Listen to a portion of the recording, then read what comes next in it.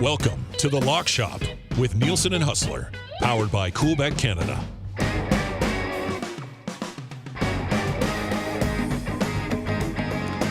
All right, 11:01 on Edmonton Sports Talk. Welcome inside the Lock Shop, everybody. Happy to be here. You can text us anytime, 780-218-9999, or you can hit us up in the nasty chat. Mark, I see you, buddy. The Dusty return. Yeah, I'm back. Let's cash some more winners. I saw the boys hit a nice NFL parlay over the weekend. I slid in and dropped a quick EST parlay last week. We cashed that bad boy as well. And we got lots to get to. We're going to obviously, I don't know if it'll be so much recapping what happened yesterday in the National Football League as it will be setting up the playoffs, an early look at the lines this week, games that we like. We'll get into some of the futures right now. Obviously, with the buys, the Niners and the Ravens are the top two favorites for the Super Bowl. The Buffalo Bills, who kind of entered the playoffs somewhat questionable, but still kind of red hot. They're at 7-1. They have the third best odds of the Super Bowl, so we'll whip you through that as well. Hush should be by shortly, and we will have Jake from Coolbet pop by in about 20 minutes. And obviously, Jake and Patty from Coolbet spend a lot of time during the college football season diving into betting on that, so we'll have them set up the game tonight as well. I have to talk about the two markets that the Lock Shop is rolling in Winnipeg and Edmonton, being the two hottest teams in the National Hockey League. The Jets have got points in like 12 straight. The Oilers are the best team in the league since Thanksgiving, American Thanksgiving. So we got that going for us as well. We'll get into. There he is. Haas, what's up, buddy? Happy New Year, my man. Welcome back. Who's this guy? How is the Spengy? Sorry, I just missed you. You were muted. Yeah, you weren't muted, but I couldn't hear you. What'd you say?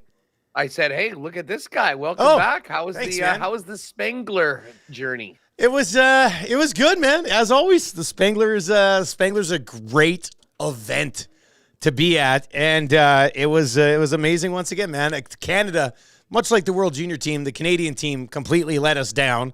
We were this close to having the Canada Davos Dream Final, and Canada allows 3 goals in the final 4 minutes of their semifinal game and lets it slip away. But Davos ended up winning, right? So everybody in the community of Davos was absolutely loving it. So they were happy. It looked like a good time. And speaking of blowing it, can I just give a big Lock Shop bag of crap to Bill Belichick and the New England Patriots for yesterday? 15-0 against the Jets. I know it was snowy. I mean, maybe if we knew that the weather was going to be as bad as it was, we would have focused more on the running games. But Dusty, you are coming into a blazing inferno right now in the Lock Shop. Ooh, I like it.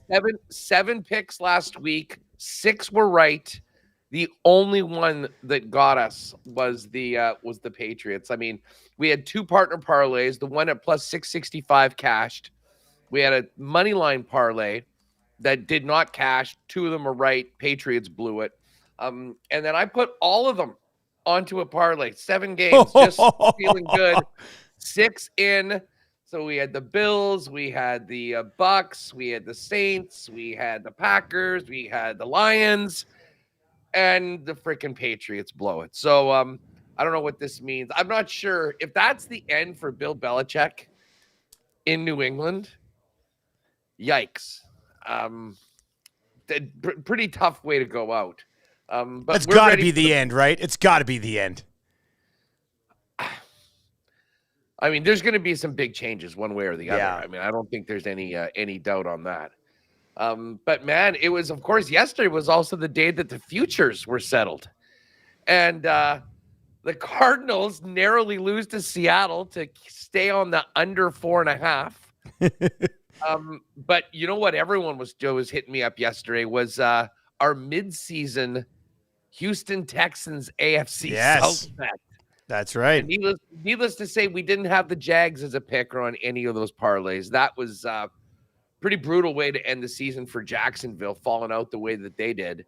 But the Steelers somehow make the playoffs. That was one of the preseasons. And the only thing that really went awry, which to be honest, I've been waiting to cash for the last 2.5 months, was the Dolphins to win the AFC East at plus 280.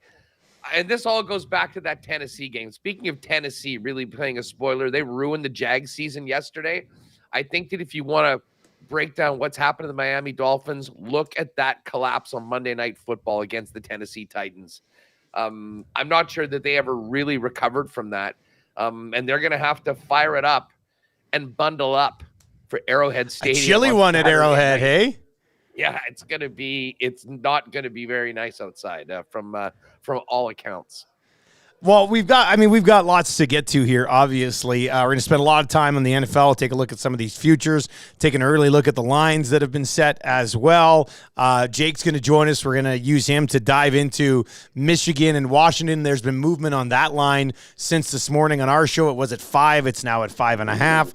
So we'll get into that. I popped in briefly last week while I was still kind of on the tail end of Christmas holidays, dropped an EST parlay that cashed as well. So you are right. It's a blazing hot inferno right now inside the lock shop, which is absolutely awesome. It kind of sounds like the two hockey teams that we cover in our markets, Huss. Let's quickly hit on both the Jets and the Oilers, and then we'll fully transition into football here the rest of the way. Winnipeg Jets, they can do no wrong, buddy. This is amazing.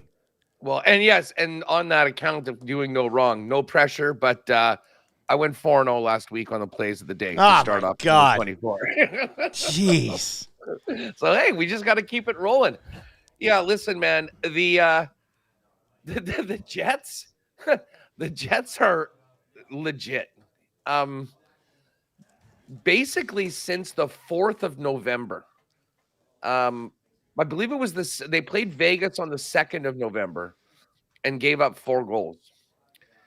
Since then, they have not allowed.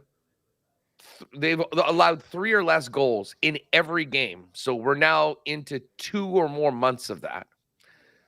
I think right now, and I'll have to double check this, but it's now 2 or less in like 15 of their last 17. Seriously. Is this just Helly or is it everybody? Oh, not even close. Okay. Not even close. I mean, the Jets, you could make an argument that right now, 5-on-5, the Jets are the best team in the National Hockey League. And I'm not sure that there's anyone that's coming close to their level of consistency and domination at 5-on-5. The crazy thing about this, Dusty, is they've done it with special teams that have been in the bottom half of the year all season long.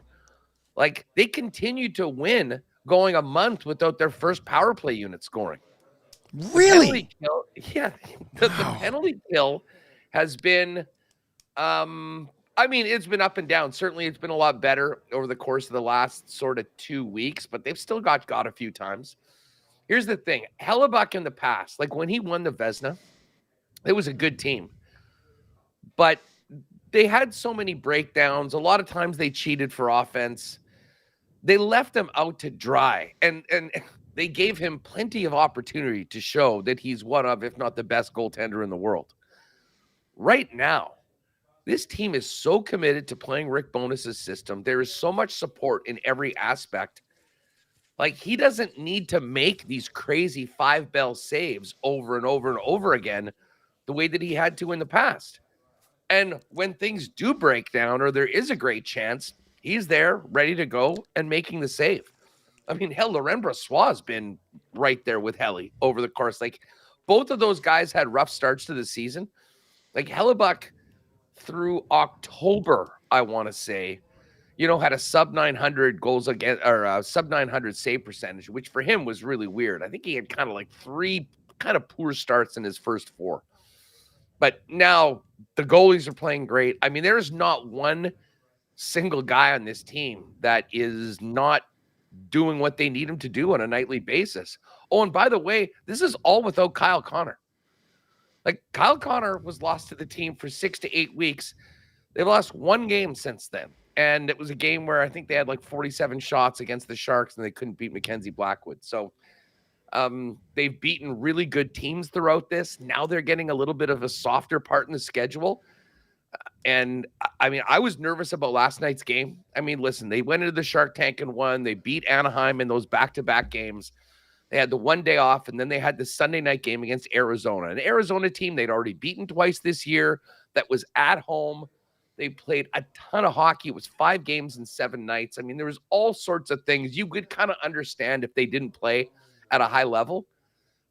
They absolutely wiped the floor with Arizona last night. At one point in the second period, the shots were 22-5 for Winnipeg. And the end, what is this? I've got this up right here.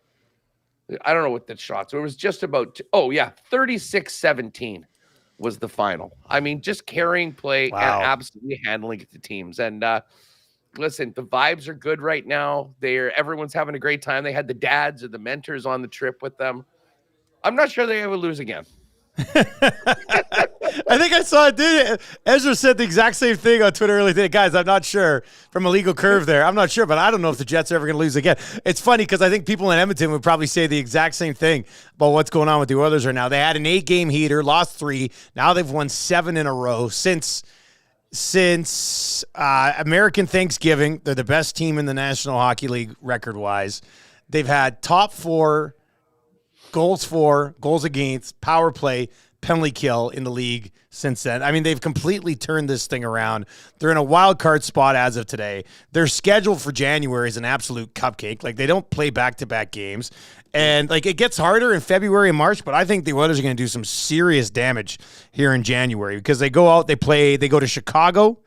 Chicago could barely dress a roster right now. Then they get the Red Wings and the Habs. Didn't have to beat Calgary, though, yesterday. Yeah, exactly. Then they go to Detroit and Montreal. Then they're home against the Leafs, the Kraken. Quick one down to Calgary. And then they get the Blue Jackets and Blackhawks again later in the month. And Nashville, which is not an easy game. But it's a pretty sweetheart schedule for them in January. The McDavid line has been absolutely lights out with Hyman. Hyman's got 3 hat tricks already this season, leads the team in goals.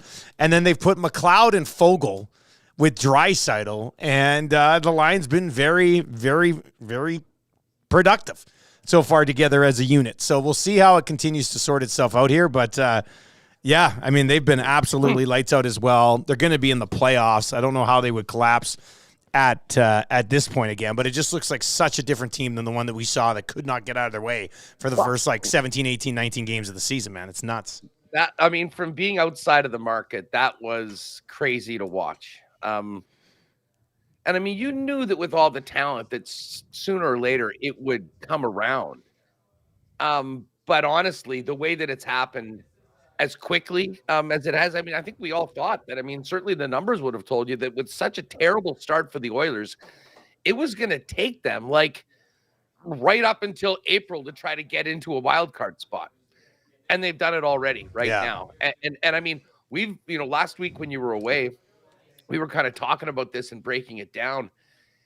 And I mean, I think you can safely say that in the Central Division, Winnipeg, Colorado, and Dallas are going to be the top 3. I mean, it would take a big time bailout by any 3 of those teams to not be there. I mean, the Pacific, it's always been the Canucks, the Golden Knights, and the Kings, and those teams still have really, really strong records. But again, the Oilers are 5 games above 500. The Kings are only 10. The Kings have some games in hand. If they win those games, it makes it a little bit harder. But we're basically giving the Oilers at worst a wild card. And that means, like, if you agree with me on that, and I think most people do, Edmonton's going to be in the playoffs. You're looking at a race right now between Nashville, St. Louis, the Kraken, the Coyotes, the Flames, and the Wild, all for one spot right now. And that's why I just bring it to Calgary for a minute. They had those big wins against Nashville and Minnesota last week. But the minute you lose a game like they did yesterday, the Chicago Blackhawks, I mean, it completely takes the wind out of your sails and allows all those other teams to win. Because let's face it, those teams are going to be beating Chicago. So it's fascinating right now. But I got to tell you, it's sort of too bad that we don't have Jets, Oilers. I mean, we had those 2 games early on, and I think they play at the end of March right now. Because it would be quite interesting. Because I guess U.S. Thanksgiving is the Oilers have been the hottest team of the season. That was the week, I guess, right afterwards that the Jets lost 3 straight. Only time it's happened so far this year. And since then, since November 4th, they've been the number 1 team in the league. So it's good times, man. I mean, listen, people are pretty fired up, and I'm sure you saw tweets on the weekend. Looking at the National Hockey League overall standings and see the Winnipeg Jets number 1 is not something we've been accustomed to before. So people are fired up, but you know what? This team has absolutely earned it right now. I mean, you talk a bit of a cupcake schedule. We got Columbus tomorrow, the Rockford Ice Hogs. I mean, Chicago Blackhawks on Thursday. And then the game I'm really looking forward to is this game against Philly. And Philly, we've talked about it in the lock shop all year long. They've been making a lot of people money as road dogs. They have a great road record. I mean, they played tough against Edmonton the other week. So that'll be a good one. And then we got the Islanders right now. But yeah, if you know any Jet fans, don't pinch them right now. Don't wake them up. It's a good run right now. But this is as good and as consistent a team as I've ever seen since the team came back. And that includes the team that was 2 points off the President's Trophy in 17-18 and went to the conference final.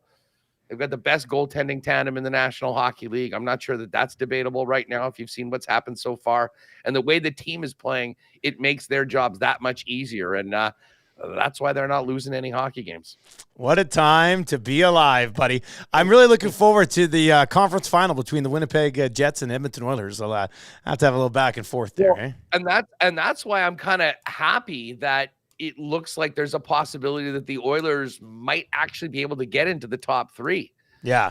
Because I had been talking about if the Jets stay in the top of the Central and then the Oilers came in as a wild card, was the potential that could have been a first-round matchup. And if the Oilers going through the Central, which would be pretty juicy when you think about potential matchups. I mean, Winnipeg, Edmonton, Colorado in the mix.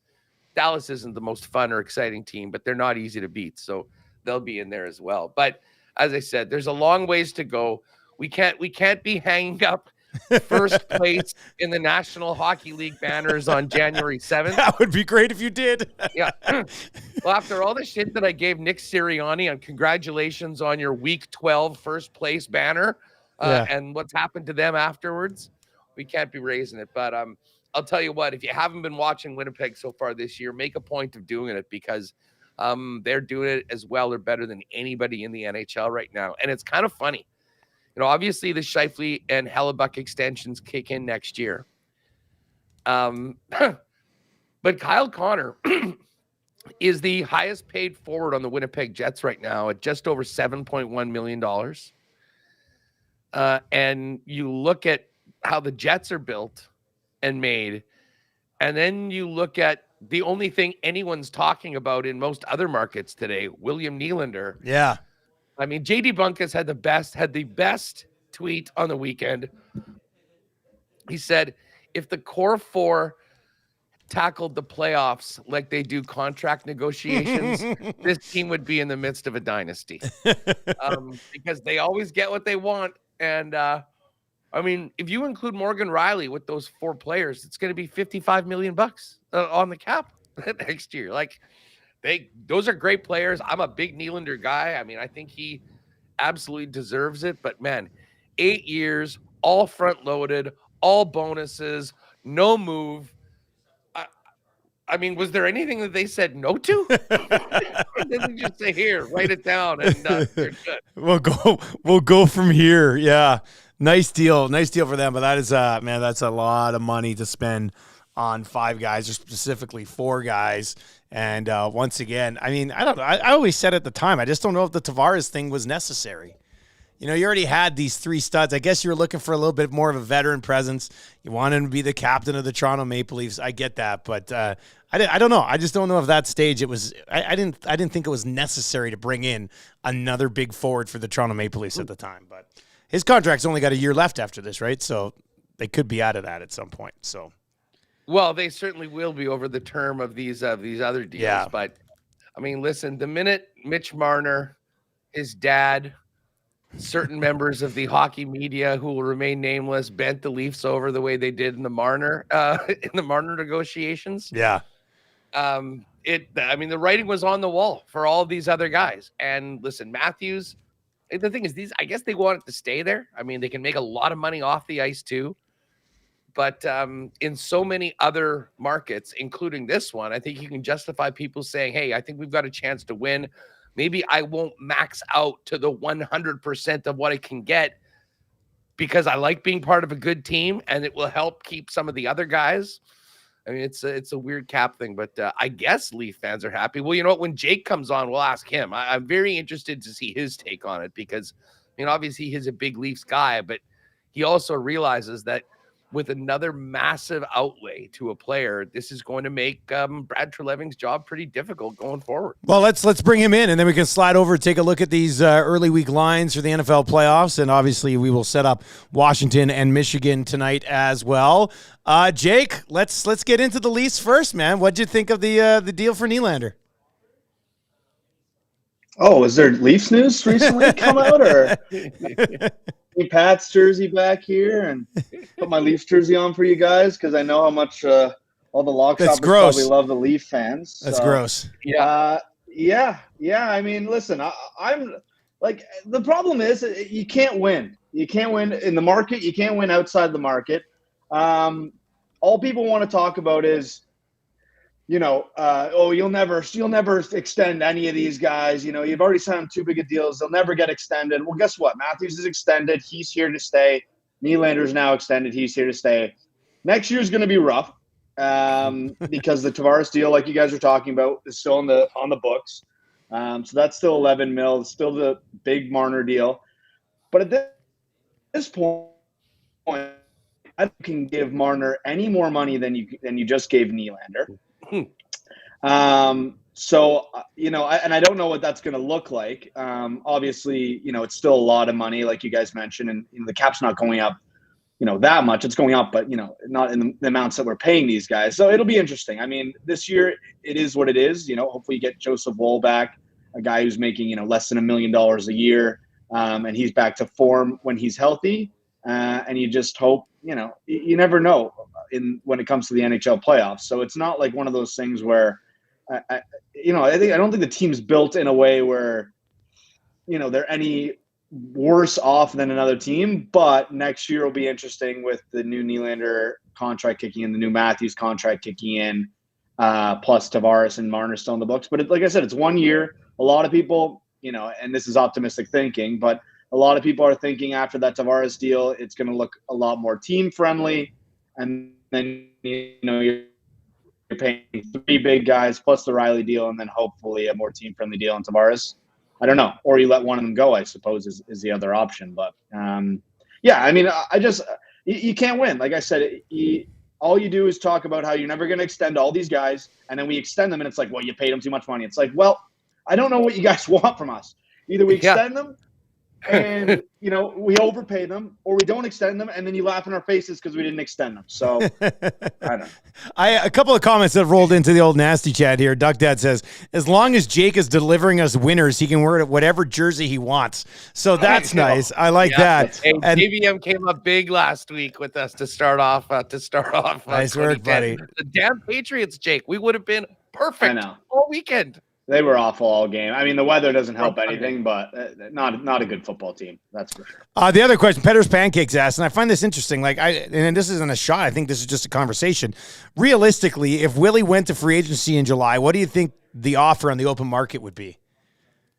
I mean, guys like that nowadays just don't get there, right? Like you just don't really see it very often. So I would think the ticket comes in probably a little bit higher even. Oh yeah. Yeah. Like there'll be a team out there that will pay. Right. That's what I was going to say. Depends on where he's going. But I mean, a lot of these teams, a team that would pay him more would be a team that's not necessarily a contender. So I don't know. I guess you weigh those options. I don't think Nylander by any means got the raw end of the deal here. I mean, maybe on that first contract, you can make an argument that, he took a bit of a cut. And I don't know if you guys remember that one, but he didn't even sign that one until December of the RFA year. So, I don't know. It's one of those things where it's like, he probably could have got a little bit more in the open market. I imagine, he seems to embrace the city. I don't know the guy personally. I shouldn't speak for him. But, for a guy to sign term, we haven't had a term deal really among these guys. I guess the Tavares deal was technically the highest he could sign term-wise because he was coming from another organization. But this is the first guy to sign for the 8-year number. So I'm happy that it's term. We haven't seen Matthews do that yet because we know he's just going to take more money after the 5-year extension. And I'm super curious to see what happens with Marner. But it's just one of those things where you damned if you do, damned if you don't, right? And for me, I've always been an anti-Nylander guy, and people know that. And this year, he's really shut me up, and I'm right on the wagon now. He's been super impressive. If he continues at this pace, you're not going to be mad at the guy, but it's just going to be a matter of is this the Nylander that we expect to see, or is it contract year Nylander?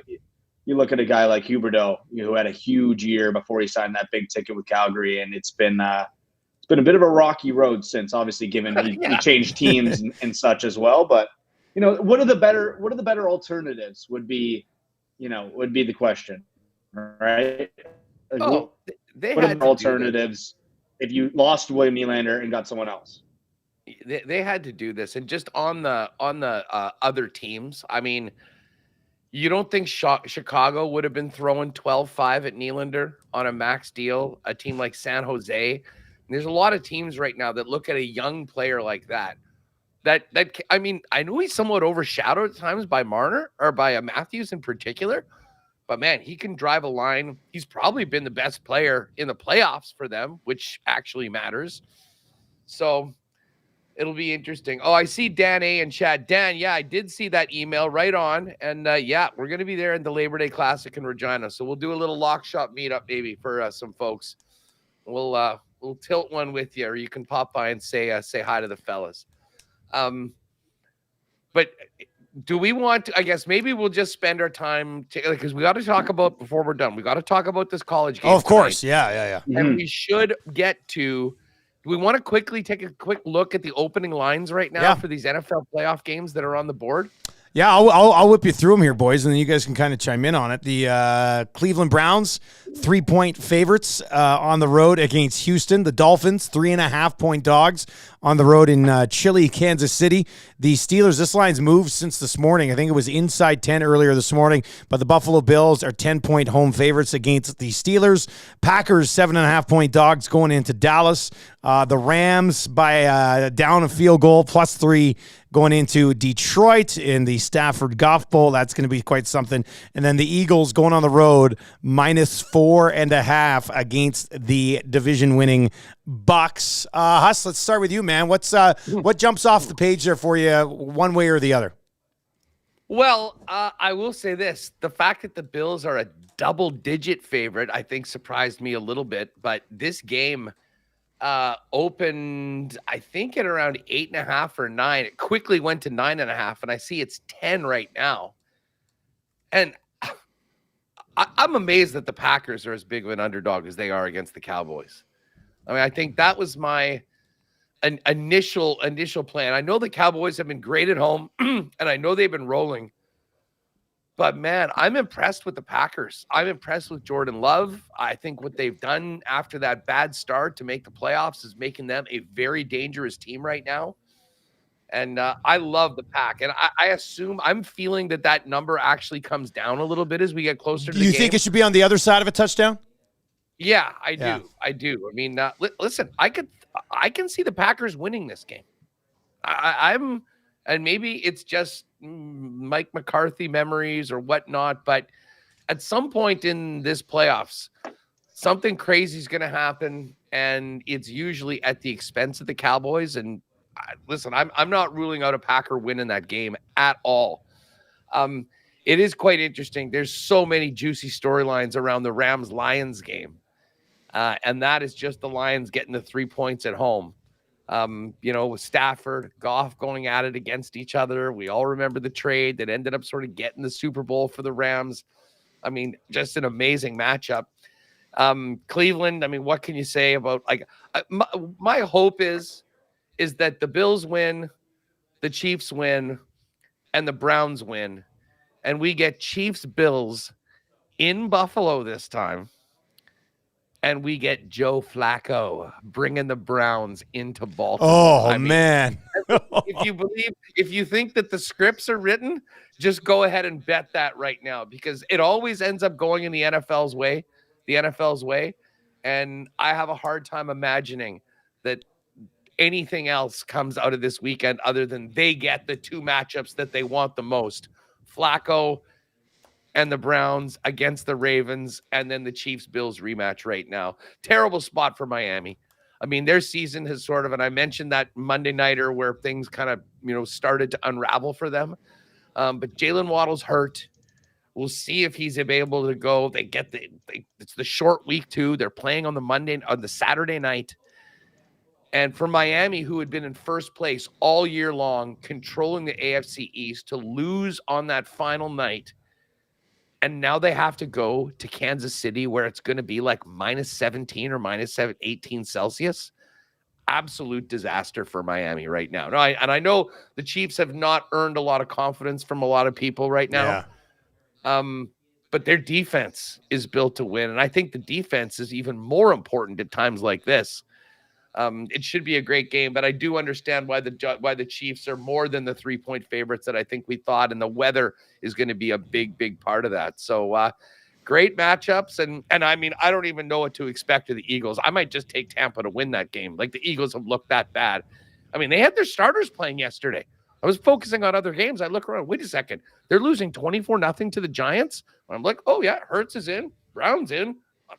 What is going on?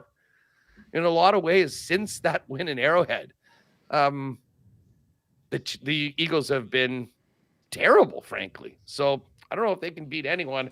Although the Bucs, with that 9-0 win over Carolina, maybe got people off their scent yesterday as well. I don't know. What about you? Is there a game or two that you look and like, this is where I'm going right off the bat? Well, let's bring in Jake here first quickly. Jake, your thoughts on maybe one or two of these games that you really think you got to hop on right now?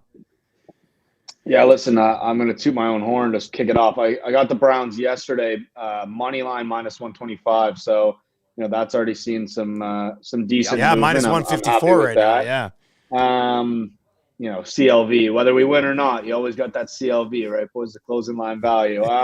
Yeah, you make a great point on the Bills is an interesting one. Like, should they be double favorites to anybody right now? Did you watch yesterday's game? I mean, as much as they found a way to win, they tried to give it away many a time, so many times, like fumbles and red zone interceptions. That first interception Josh threw was abysmal. Like, I know Bills fans can't be happy about stuff like that.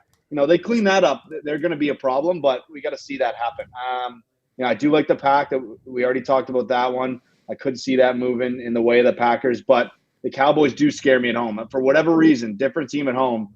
I might be thinking points in that one. I see the numbers already gone up. I think it was 49.5 yesterday, up to 51 now. So I don't know if that's a good or bad thing. A lot of good storylines. I mean, obviously, Dusty, we're rooting for your Lions. I'm nervous. I'm nervous. Yeah, this is the most Lions thing ever, man. That Stafford comes in and beats them in the first time they win the division in 30 years. I won't even be surprised. Let me lay out how the second weekend of playoffs could look. I know Huss already did a little bit of it.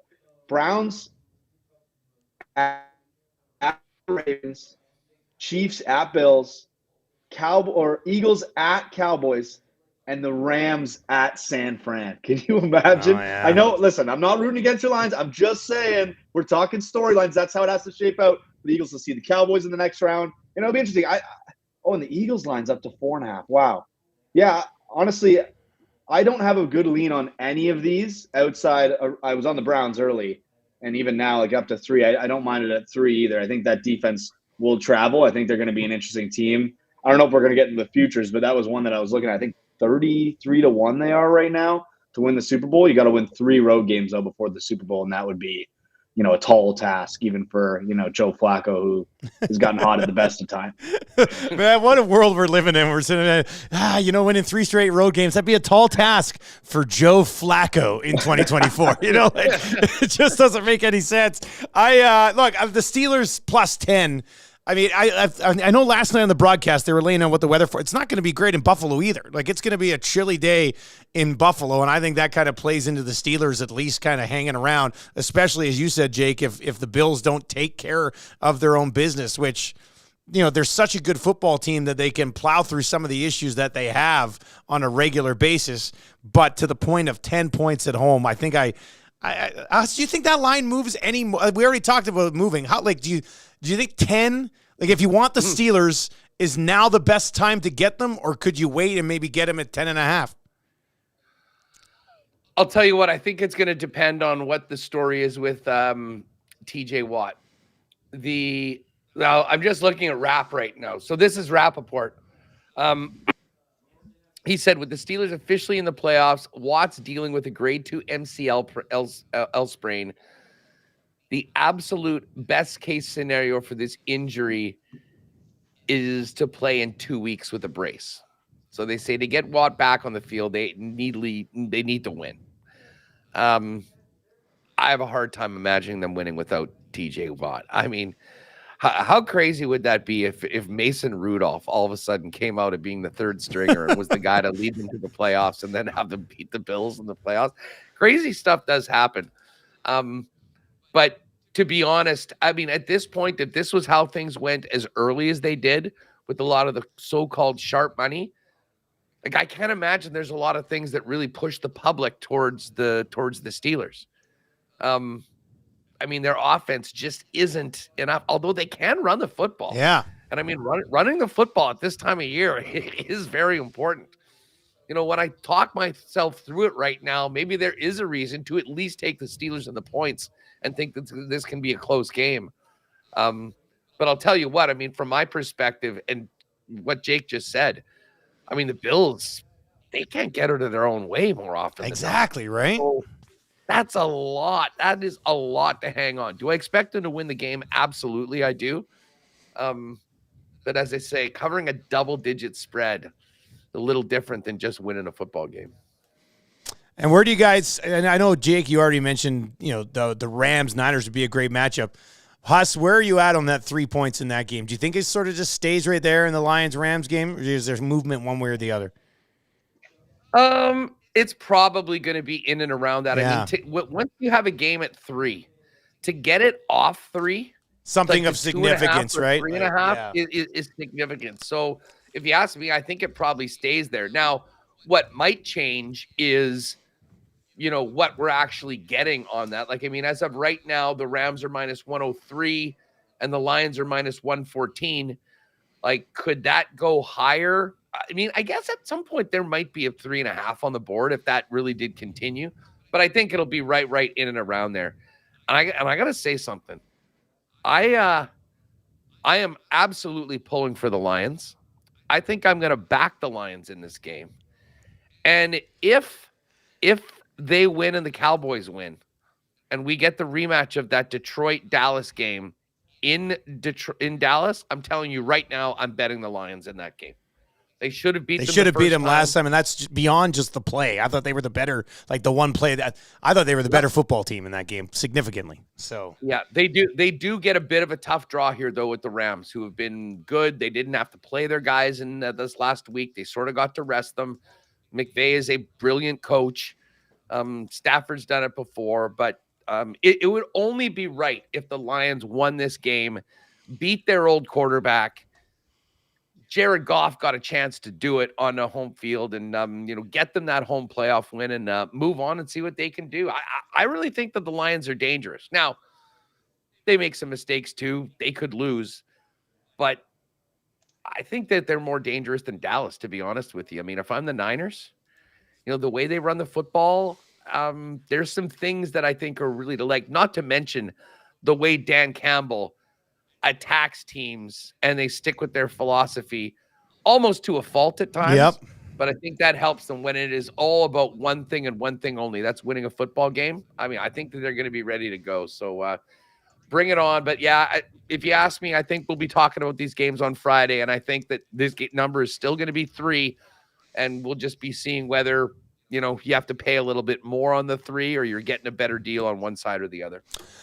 Should we save the futures for tomorrow? We can kind of look into some of the futures tomorrow in the NFL.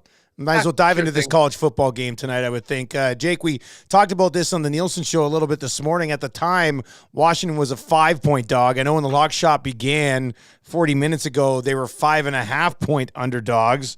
So it's back to 5. Is it back to 5? Okay, so it's moved back. It was at 5.5 when we started, but now it's back to 5. Where do you come out on this, Jake? You watch a lot of college football, man. What do you think about this number being where it's at and a little bit of movement morning of the game? Yeah, listen, I think you guys laid it great out on the Nielsen show. I tuned in just to see where you guys were going with it, and I think Lieutenant Eric said a lot of great things about it's the Washington offense versus the Michigan defense. Really, that's what it's going to come down to. Michigan offense will kind of hold its own. I think they'll be able to run the ball nicely against this Washington D. So they're controlling the game. Then you suspect that that's probably why you're looking at a 5-point spread right now for Michigan. But if Washington's taking advantage like they did against Texas and making the plays downfield and putting up points, I don't know that the Michigan offense can kind of match the that high power, scoring ability that a team in the Pac-12 like Washington has. So yeah, it's a battle of like two great side of the ball, like a great Washington offense, some great receivers, and a great Michigan defense that we saw played really well, especially late in that Bama game to help them come out on top. So I still haven't made a pick personally, if I'm being honest with you. I'm trying to decide where I want to go with it. If I want to go some sort of teaser, I've been in an under range kind of all week on it. I've been feeling the under just with Michigan's ability to run the football, how solid their defense is. So, I'm kind of leaning for like maybe a money line and like a teased up under maybe on Michigan, but I'm not 100% sold. I'm going to discuss with some buddies and see where everyone else comes out on it. But yeah, I mean, what are your guys' initial thoughts? I know you're not as big into college as the NFL, but let me know what you think. You're right. Although I did kick off, maybe this was kind of the reason why we had such a hot week last week in the lock shop. I did blindly bet a Washington, Michigan parlay last week for my first wager of the year, which came through, and we've just sort of kept rolling from there. I very impressed with the Michigan defense, but I think for some reason in these games, I think people get so caught up with the legacy programs, of which Michigan certainly is one, as well as Alabama for that matter, and don't give an undefeated team like Washington enough credit. Like, this Penix guy is an absolute player. He has made so many big plays over the course of this season when they need it. Like, I think he'll be able to get it done tonight, like with some big plays. And I know the Michigan defense is good, but so are they. I kind of think that they're being underestimated, I guess is my point. So I will probably have a piece of Washington +5. I don't know whether I'll have the stones to get on them to actually win the game at +178. But over and over again in these games, we've seen teams that just the conventional narrative is like, well, this team's just better. It's a big number.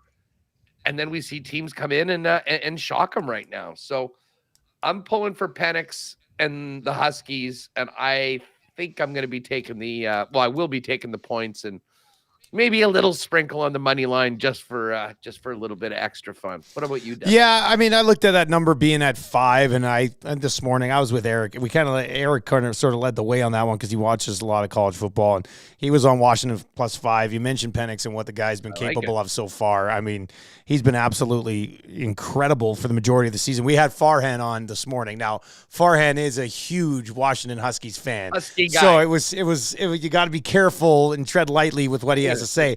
But he talked about the receiving core for Washington being at like that elite level with the Alabamas in the past when they had a bunch of their top end guys at the same time, some studs. LSU when they had Chase, and who else was there when Chase was there? Jefferson. Jefferson and Chase were there. Like the guys at that level. That's how highly he spoke of that. Now, with that being said, he also broke down the fact that Michigan, their secondary is incredible. Michigan knows that they're going to try to take deep shots on them, and I was reading some stuff about Harbaugh, basically saying that they're excited to defend those balls that they're going to be trying to take deep shots on. But Penix, I mean, not only does he have a wicked arm, he's got an extremely accurate arm as well. So, I think whoever the dog would have been in this game, I would have been riding with. I love the fact that we're getting it at 5. Now Rod Z, and Rod's big trends guy in the nasty chat here, he's laying it out. He goes, Washington has won 21 straight, but I got Michigan to win it all during the home run derby, and that Michigan defense is a beast. He also says Michigan scores into the 30s. Big Maple Sports says 44-29 Washington. I'd be pretty surprised if Washington hangs 44 on the Wolverines defense tonight, which is why it kind of transitions nicely into the total in this game, sitting at 55.5. I think this was at 56.5 this morning, but I might be wrong. For some reason, I was viewing the number as 56.5. Maybe it was that this morning. I don't know, Jake, if you can tell us if there's been any sort of movement on that line. But Huss, are you liking the total one way or the other in this one? Well, I'll be honest. I think I might lean over because I am sort of backing Washington, and to win this game, I think they're going to need to score into the 30s.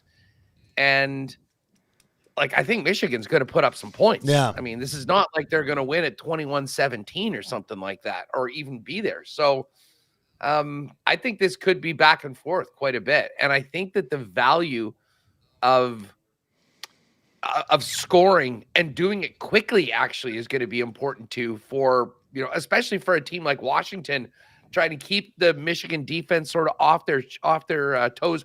Wouldn't be surprised if they run some no huddle, try and go quickly in this. And that obviously lends to a little bit more time to score and more points. But it sort of is in line with my pick of Washington plus the points.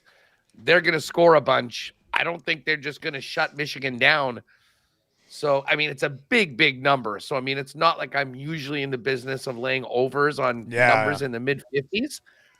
But these games are different. And I can see both teams getting into the 30s, to be perfectly honest. This damn Michigan defense only allows 10 points per game. But Washington's averaging 37. Like, they've got an unbelievable offense. So keep in mind, I mean, that's again. There were some duds. There were some duds in there. Yeah. They didn't play an SEC schedule or whatever. I mean, I went to one game, that game in Minnesota, and saw Michigan crush the Gophers and give up 10 in that game. But you look at what they did against Alabama. It was really impressive. I just think this is going to be a little bit of a different game. I think their offense will certainly have more opportunities to score, but I also think they're going up a bit of a juggernaut and a quarterback that has the experience, has been getting it done, has great weapons. And I do think this is going to be the biggest test for that maize and blue defense all year. Georgia Satellite in the Nasty Chat says, Michigan looks like an SEC defense to me. I have zero confidence in any Pac-12 defense.